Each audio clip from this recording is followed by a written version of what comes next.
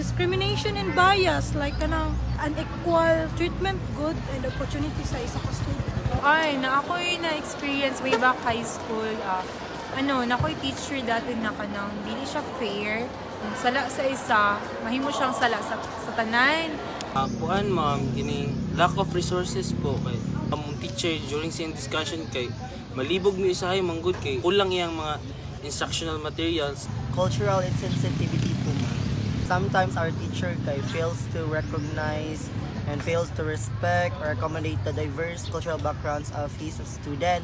I think one of the major na concern of the teachers regarding inclusivity is, I believe, how to cater to the needs of all the students, because there's always different types of students in a classroom, and ako as an aspiring educator, I find it really difficult, or I'm nervous gali to think na I'm going to become a teacher pero dili pa Japon ko hanas mag-handle og different types of learners. I think one of the major issues is lack of sufficient talents to use technology.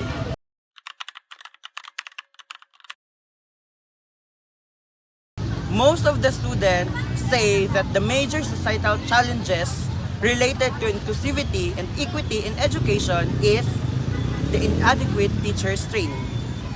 Ha? Unsa na? Well, Now that we're done discussing about our topic for today, let's have an activity first. Let's have an activity tomorrow. Wherein, Julie, we didn't siya control dili.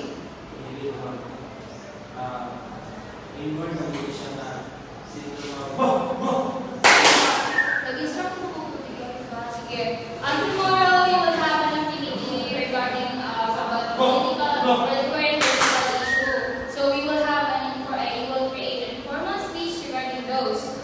Is that understood? Yes. Is that understood? Yes, ma'am. Okay. JD, nakakita ba na hindi na lang ay susunod na lahat sa activity tomorrow. Considering sa situation. Kaya mo na, ma'am. Pero nakadistract ako sa other teachers are the backbone of education, that's shaping on students at a time. Yet, inadequate teachers training remains one of the most pressing challenges in education system worldwide. So what happens when those who teach are not fully equipped to teach? Here are some key factors that contribute to this issue. First, lack of subject mastery. Second, limited pedagogical skills. Third, inability to adapt to diverse learners. And lastly, parental concerns and dissatisfaction. Simply put, it's when a teacher feels they don't have a strong enough grasp of the subject matter to effectively teach it. Good pedagogical skills means knowing how to explain lessons, manage the class, and keep students interested. Without these skills, lessons can be confusing, disorganized, or not suitable for different types of learners. Every student has a unique learning style, background, and challenges. Teachers who are not fully equipped with differentiated instructional strategies may always fail to meet the needs of those struggling learners or those who belong with gifted students. This results to a widening achievement gaps. Parents express their concerns about the quality of education their children are receiving, leading to dissatisfaction and potentially even withdrawal from the school. First, many teachers' preparation programs focus more on theory than practice, leaving educators unprepared for real-world challenges.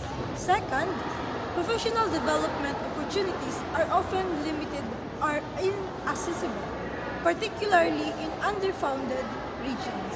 Lastly, rapid changes in technology and education policies means teachers are constantly playing catch-up. But of course, solution exists. schools and governments can invest in training programs and continuous learning opportunities for educators. By providing mentorship, modern teaching techniques, and ongoing professional development can empower teachers and transform classrooms. Do you think that the solutions are effective? Yes, of course. Solving the issue for inadequate training is essential for the societal betterment. It is because the future of education depends on well-trained teachers.